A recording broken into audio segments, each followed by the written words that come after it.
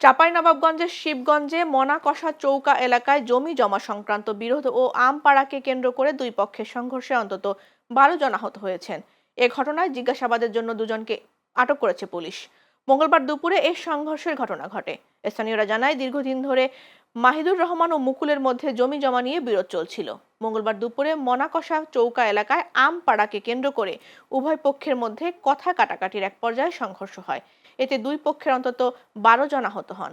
আহতদের স্থানীয়রা উদ্ধার করে শিবগঞ্জ উপজেলা স্বাস্থ্য কমপ্লেক্সে ভর্তি করেন। আহতদের মধ্যে দুজনের অবস্থা গুরুতর হওয়ায় কর্তব্যরত চিকিৎসক তাদের রাজশাহী মেডিকেল কলেজ হাসপাতালে পাঠান।